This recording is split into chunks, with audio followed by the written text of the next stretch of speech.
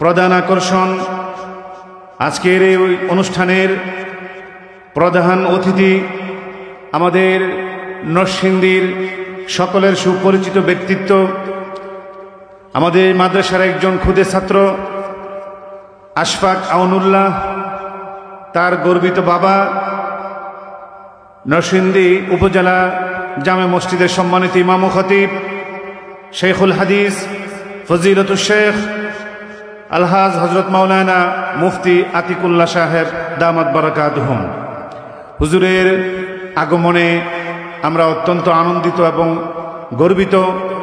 ব্যস্ততার মধ্যেও হুজুর নির্ধারিত সময়ের মধ্যেই তাশরীফ এনেছেন, এটা আমাদের জন্য অনেক অনুপ্রেরণা বিষয়। এই পর্যায়ে আমরা হুজুরের কাছ থেকে আজকে এই অনুষ্ঠান সম্পর্কে, আশুরা সম্পর্কে, কোরআন ও হাদিসের গুরুত্ব সম্পর্কে সংক্ষিপ্ত কিছু আলোচনা আমরা শুনব। হুজুরকে অনুরোধ করব মূল্যবান কিছু তাকরীর পেশ করবার জন্য। এই পর্যায়ে কথা বলছেন, আলোচনা পেশ করছেন হযরত মাওলানা মুফতি আতিকুল্লাহ সাহেব। আসসালামু আলাইকুম ওয়া রাহমাতুল্লাহি ওয়া বারাকাতুহু। নাহমাদুহু ওয়া নুসাল্লি আলা রাসূলিহিল কারীম, আম্মা বা'দ। فأعوذ بالله من الشيطان الرجيم. بسم الله الرحمن الرحيم. قل هل يستوي الذين يعلمون والذين لا يعلمون إنما يتذكر أولو الألباب.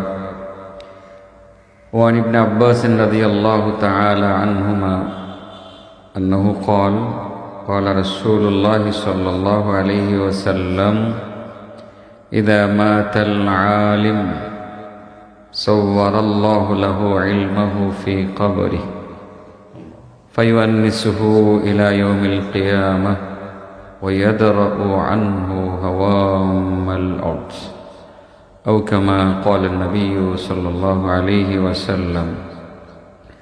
اللهم صل على محمد وعلى آل محمد كما صليت على إبراهيم وعلى آل إبراهيم إنك حميد مجيد. اللهم بارك على محمد وعلى آل محمد كما باركت على إبراهيم وعلى آل إبراهيم إنك حميد مجيد. الحبيب তাহফিজুল কোরআন মাদ্রাসা কর্তৃক আয়োজিত আজকের এই আশুরা উপলক্ষে আশুরার তাৎপর্য বিষয়ক আলোচনার এই অনুষ্ঠানে মহান আল্লাহ তাআলা আমাদের কয়েকজনকে উপস্থিত হওয়ার তৌফিক দিয়েছেন, শুকরিয়া আদায় করি আলহামদুলিল্লাহ। এই আশুরার দিনে আজ আরেকটা কাজ করা হবে, এটা আমার জন্য অত্যন্ত আনন্দের। আমি এখানে অতিথি হিসাবে আসাটা আমার কাছে বড় মনে হইতেছে যে আনিজির কারণ আমার থাকার কথা ছিল ছেলেদের সাথে নিচে, এখানে বসে কথা শোনার। আমার ছেলে আজ এখানে আম্মা পাড়ায় 30তম পাড়ায় সবক নেবে, আশফাক আউনুল্লাহ। আমার মনে চাইছিল ছাত্রদের আসনে আমি বসে তাদের সাথে বিষয়টা শেয়ার করব, না সে এখানেই থাকে, ওখানেই থাকে। তো আশুরা বিষয়ে আলোচনা আজ এখানে আমি করব না, হয়তো আরো যারা আসবেন আমার ভাই বন্ধুবর মাওলানা মুফতি মুশাররফ হোসেন ইসলামপুরি আসবেন, বলবেন। আমি কোরআনের একটি আয়াত আর একটি হাদিস উপস্থাপন করেছি, এই দুইটার সাথে মিল রেখে 2-4-5 মিনিট কিছু বলবো। এই গরমে আপনাদের অভিভাবক অনেকে আসছেন, আপনাদের কষ্টের কারণ হব না। আজকে যারা আমরা সবক নেব, আমাদের ছেলেরা সবক নেবে, আসলে আম্মা পাড়া মানে কোরআনের সবক নেবে। কিসে? কোরআনের সবক নেবে। তার মানে এতদিন কায়দা এর মাধ্যমে কোরআনের সাথে আংশিক সম্পর্ক স্থাপিত হয়েছে, এখন কোরআনের সাথে সম্পর্কটা স্থাপন হবে অত্যন্ত গভীরভাবে। কেউ ইচ্ছা করলে আম্মা পাড়া আলাদা 30তম পাড়াটা কিনে আলাদা পড়তে পারে, কেউ ইচ্ছা করলে কোরআন থেকেই পড়তে পারে। তো মূলত কোরআনের সবক হবে আজ, তাই না? কোরআনের সাথে সম্পর্কটা আগের তুলনায় কমবে না বাড়বে? আমি বলছি যে কোরআনের সাথে সম্পর্ক যত বাড়বে তত দুনিয়া এবং আখিরাতে সে বেনিফিট পাবে। কেমন বেনিফিট আমি বোঝানোর জন্য একটি হাদিস নিয়ে আসছি। আমরা দৈনন্দিন জীবনে চলার ক্ষেত্রে বন্ধু খুঁজি না? আমার ছেলে বলে যে আমার বন্ধু আছে একজন। বাবা, তোমার বন্ধু জন্য কে একটু দেখাইবা? আশফাক, একজন বন্ধু খেলতে যায়, কে আচ্ছা এখানে? দেখি না তোমার বন্ধুকে, দেখি। ও আচ্ছা, সবাই বন্ধু, সবাই বন্ধু। দুনিয়াতে চলার ক্ষেত্রে আমাদের বন্ধু লাগে না? আপদে বিপদে বন্ধু কাজে আসে না? এক বন্ধু আরেক বন্ধুর কাজে আসে। কতক্ষণ পর্যন্ত কাজে আসবে? যতদিন বেঁচে থাকবো ততদিন, তাই তো? পার্থিব দৃষ্টিকোণ থেকে যতদিন বেঁচে থাকবো ততদিন দুস্থ কাজে লাগবে। কোনো বন্ধু কি একজন আরেকজনের কবরে যাবে না। কোনো বন্ধু কবর থেকে সঙ্গে করে নিয়ে হাসরের মাঠে যাবে না। কিন্তু বন্ধু আমাদের লাগে। আমি আজকে এমন এক্সেপশনাল একজন বন্ধুর পরিচয় দেব তোমাদের সামনে, যে বন্ধু সারা জীবন সঙ্গেই থাকবে। মরণের সময় কবরের পাশে দাঁড়িয়ে থাকবে, কবর দেওয়ার সময়, কবর দেওয়ার পর কবরের ভিতরে তোমার সঙ্গেই থাকবে। এবং কবরের ভিতরে সাপ, বিচ্ছু, ক্ষতিকারক অনেক প্রাণী অ্যাটাক করবে, আক্রমণ করবে। সেই বন্ধু সাপ, বিচ্ছু, ক্ষতিকারক প্রাণীগুলোকে নিজের হাতে সরিয়ে দিবে, কবরে পাহারাদারি করবে। তাহলে এই বন্ধুটা অনেক দামি বন্ধু না? শুধু এতটুকু না, কবর থেকে যখন তোমাকে আমাকে উঠানো হবে, উঠানোর পর হাসরের মাঠে যখন যাব, খালি ময়দান, সূর্য মাথার কাছাকাছি থাকবে, সূর্যের তাপে মানুষের মগজ গলতে গলতে নিচে নিক্ষিপ্ত হবে, সাগরের মতো হয়ে যাবে। সেদিন সেই বন্ধু বলবে, দোস্ত, কবর থেকে তুমি হাসরে যাবা কোথায়? তুমি তো রাস্তাঘাট চিনো না। আমি চিনি, আমি তোমাকে একা ছাড়বো না, তোমাকে ওই কষ্টের জায়গাতে নেব না, আল্লাহর আরশের ছায়ার নিচে তোমার জায়গা নিশ্চিত করে দিয়ে আমি আসবো, এর আগে আমি থামবো না। এমন একজন বন্ধুর দরকার আছে? হ্যাঁ, দরকার আছে না? গল্পই বলি একটা, মুফতি মোশাররফ সাহেব আসার আগ পর্যন্ত হাদিসের গল্প। আমি আব্দুল্লাহ ইবনে আব্বাসের নাম বলেছি। আব্বাস আমার নবীর চাচা। আব্বাস কি? আর চাচার ছেলে কি লাগে তোমরা বলতে পারো? চাচাতো ভাই। নবীর চাচাতো ভাই আব্দুল্লাহ, উনি মারা গেছেন তায়েফে। কোথায়? হুজুর এইসব এলাকা সব চিনেন। তায়েফে একটা মসজিদ আছে, মসজিদটাকে বলা হয় ইবনে আব্বাস মসজিদ। এই ইবনে আব্বাস মসজিদে আব্দুল্লাহ ইবনে আব্বাসের কবর, মসজিদের সাথে। কবরটা এখন দেয়াল দিয়ে বন্ধ করে দেওয়া হয়েছে। একটা সময় ওপেন ছিল, আমি নিজে বহুবার যাইতাম, জিয়ারত করতাম, এখনো করি, যেহেতু কবরটা চিনি, নতুন মানুষ চিনে না। তো উনি যখন মারা যান সেখানে, আবু জাহেলের নাম শুনছনি তোমরা? আবু জাহেলের আরেক ছেলের নাম ছিল ইকরামা। আবু জাহেল নবীর চাচা লাগতো, চাচার ছেলে, চাচাতো ভাই ইকরামা। ইকরামা, আবু জাহেল তো কাফির ছিল, কিন্তু ইকরামা মুসলমান ছিল। ইকরামা কি ছিল? ইকরামাও সেখানে ছিলেন। তার মানে আব্দুল্লাহ মারা গেলেন, ইকরামা সেখানে ছিলেন, তারা পরস্পরের চাচাতো ভাই। ইকরামা বলেন, আমার চাচাতো ভাই মারা গেছে, তোমাদের কোনো চাচাতো ভাই মারা গেলে তোমরা যাইবা না, তার কাফন দাফন করতে যাইবা না? তো তিনি বলেন, আমার ভাই মারা গেছে, চাচাতো ভাই, আমি তার কাফন দাফন করব। উনি গিয়ে তার গোসল করাইলেন, কাফনের কাপড় পরাইলেন, জানাজা পড়লেন, কবরে নিয়ে গেলেন, কবরে নিয়ে ওনাকে শোয়াইলেন। শোয়ানোর পর কাফনের কাপড়ে 3টা গিরা থাকে। তোমরা মনে হয় যে কিভাবে করতে হয়, জানাজার ট্রেনিংটা তোমরা জানো না? জানো, মুর্দার এটা জানো, সামনে আরো জানবা, হয়তো বা হুজুরা জানাবেন। তো এই কাফনের কাপড়ে 3টা গিরা থাকে, একটা পায়ের দিকে, একটা মাঝামাঝি, একটা মাথার দিকে। তো 3টা গিরা কবর দেওয়ার সময় খুলে দিতে হয়। কি করতে হয়? তো যখন খুলে দিল, হযরত ইকরামা বলেন, আব্দুল্লাহর কাফনের কাপড়ের গিরা যখন খুলে দিলাম, দেখি আকাশের দিক থেকে একটা পাখি আসছে। কি আসছে? পাখি, সাদা পাখি এসে তার কাফনের কাপড়ের ভিতরে ঢুকে গেছে। বক, কি বলে এটাকে? বক। এই বক ঢুকছে। ইকরামা বলেন, এই বকটাকে আমি বের করার চেষ্টা করলাম, অনেক খোঁজাখুঁজি করলাম না, বক পাই না, গেল কোথায়? ভাবলাম যেহেতু পাই না, করার তো কিছু নেই, দাফন তো করতে হবে। ইকরামা বলেন, এবার আমি দাফন করতে শুরু করলাম।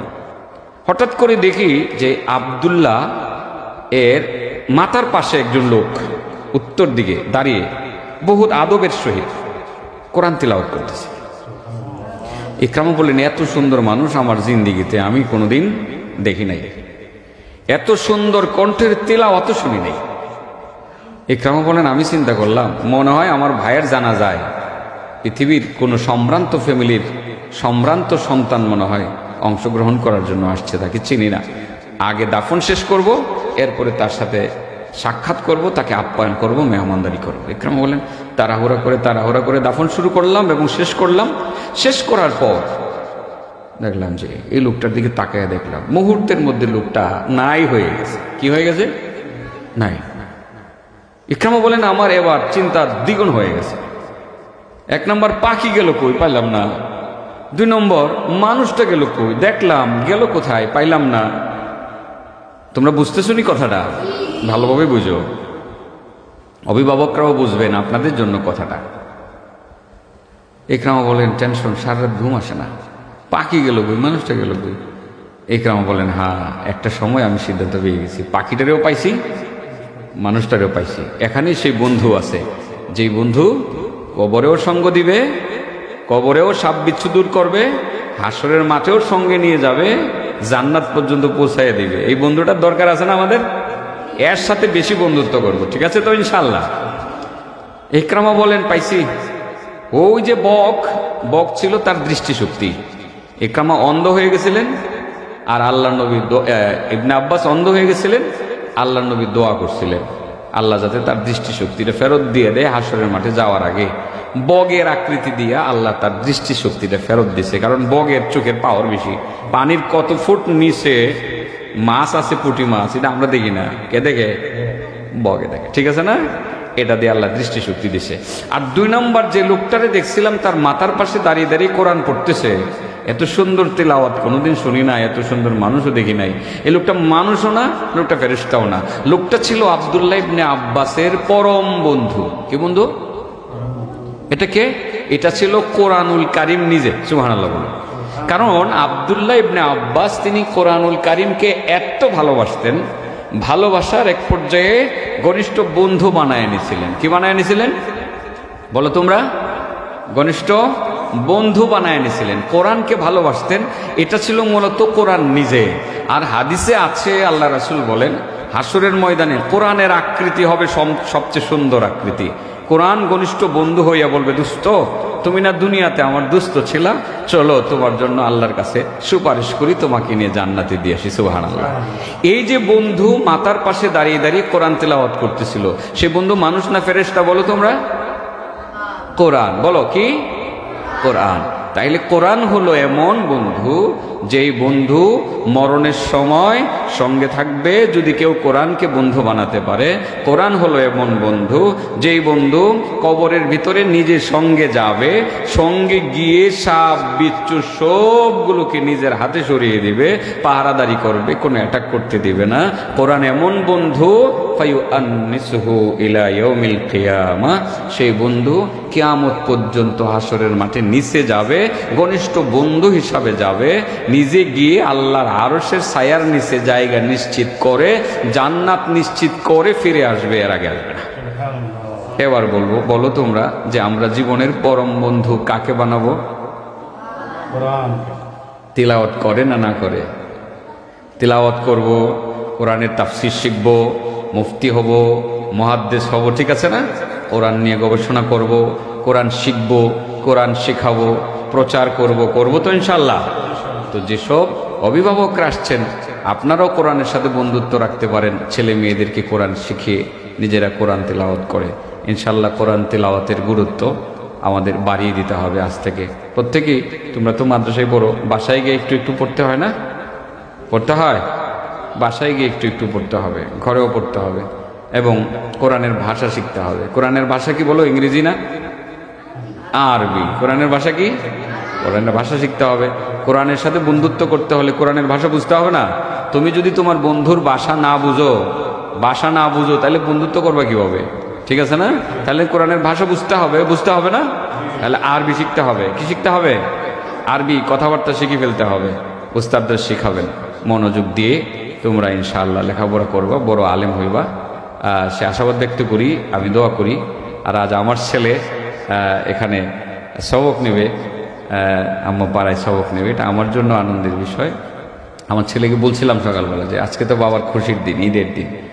বাবা, যেদিন তুমি হজ থেকে আসছিলে সেদিন ছিল আমার জন্য ঈদের দিন, তার মানে আজকে আমার ঈদের দিন, আর গত মাসের 10 তারিখে ছিল আমার ছেলের ঈদের দিন। হ্যাঁ, আলহামদুলিল্লাহ। তোমরাও যারা আজকে সবক নিবা, তোমরা আমার ছেলের মতো, তোমাদের জন্য দোয়া করি, আল্লাহ তোমাদেরকে বড় আলেম বানাক, তোমাদের উস্তাদদেরকে আল্লাহ নিষ্ঠার সহিত এই খেদমত আঞ্জাম দেওয়ার তৌফিক দেখ। তোমরাও উস্তাদদের সেবা করবা, উস্তাদের জন্য দোয়া করবা। আমার আরেক মিতা, আরেক বন্ধু আসছে, আতিকুল্লাহ, নাম আতিকুল্লাহ, তো আমার ছেলে মনে হয় জানে না আর কি। হ্যাঁ, এটা আমার অনেক দিন আগের বন্ধু, দেখা হয় খুব কম, উনি আসছেন আলহামদুলিল্লাহ। তাহলে বন্ধুর আলোচনাটা আজকে খুব মানাইছে, ঠিক আছে না? আলহামদুলিল্লাহ। তাহলে আমাদের বন্ধু হবে কে? আবারও বলি, কোরআন। আল্লাহ কবুল করুন। আসসালামু আলাইকুম ওয়া রাহমাতুল্লাহ। একটু বসেন। আলহামদুলিল্লাহ, এতক্ষণ পর্যন্ত আমাদের মাঝে অত্যন্ত চমৎকার আলোচনা পেশ করেছেন, বিশেষ করে আমাদের ছাত্রছাত্রীদেরকে উজ্জীবিত করবার জন্য তাদের মনোবলকে আমি মনে করি আরো অনেক গুণে বাড়িয়ে দিয়েছে যে গল্পটি, সেই কোরআনের গল্প আজকে আমাদের মাঝে অত্যন্ত সাবলীল ভাষায় সুন্দর করে যিনি উপস্থাপন করেছেন। আমি হুজুরকে অন্তরে অন্তঃস্থল থেকে ধন্যবাদ জানাই যে ছোটদেরকে ছোটদের উপযোগী করে বড়রাও যে এত সুন্দর করে গল্প বলতে পারে, এটা আজকে আমরা নতুন করে আবার জানলাম। এতক্ষণ পর্যন্ত আমাদেরকে এই কোরআনের গল্প শুনি উজ্জীবিত করেছেন আমাদের আজকের প্রধান অতিথি ফজিলতুল শেখ হযরত মাওলানা আলহাজ হযরত মাওলানা মুফতি আতিক উল্লাহ সাহেব হাফিজাহুল্লাহ, ইমাম ও খতিব উপজেলা জামে মসজিদ নরসিংদী। আমি হুজুরকে অনুরোধ করব যে আপনিও আমাদের সন্তানদেরকে যারা আজকে কোরআনের সবক নিবে, আপনিও ইনশাআল্লাহ তাদেরকে সবক দিবেন, এটা আমি আপনার কাছে অনুরোধ করব। তো সংক্ষিপ্ত করে আপনি দিয়ে দেখেন, আপনি শেষ পর্যন্ত নাও থাকতে পারেন কি না, সবকটা আপনি দেন না, সবক নিয়ে মানে আমরা আপনি করে দেবেন, মশা উনি কেন জন্য বড় কথা আগে আমাকে দিবেন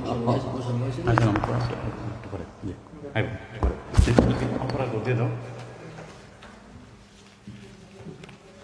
না, তোমার তিনজন আমরা তিনজন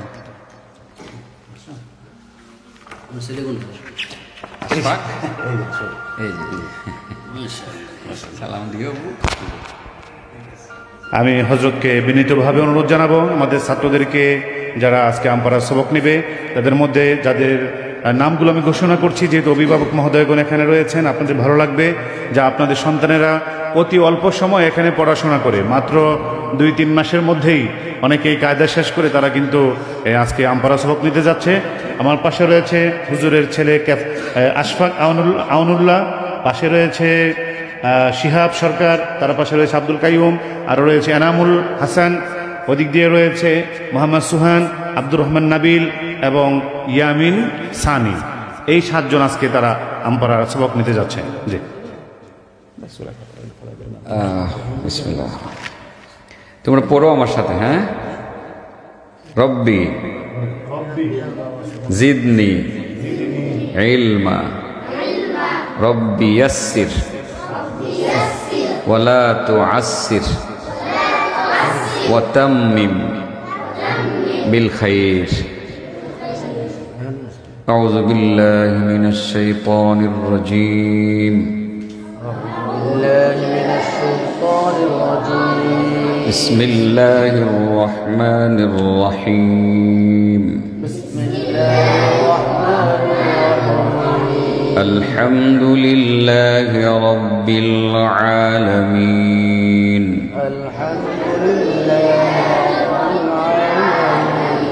الرحمن الرحيم. مالك يوم الدين. إياك نعبد وإياك نستعين.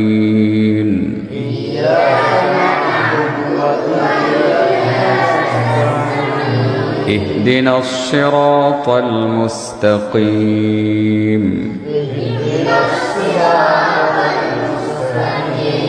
صراط الذين أنعمت عليهم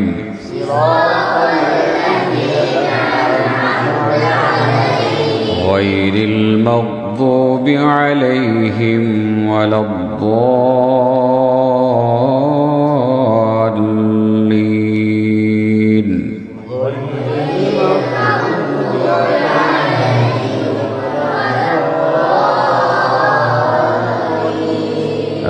آمين صدق الله العظيم ما شاء الله সবাই সবক নিছেন ঠিক আছে ইনশাল্লাহ। জি, যারা ইতিমধ্যেই সবক প্রদান শেষ হলো, আপনাদেরকে সবক প্রদান করেছেন আমাদের সম্মানিত বড় হুজুর। তো তোমরা কায়দারে আম্পারা রেখে ওখানে গিয়ে বসো ইনশাল্লাহ। এই ফ্যানটা আবার দিল, ফ্যানটা আবার জ্বালা দাও।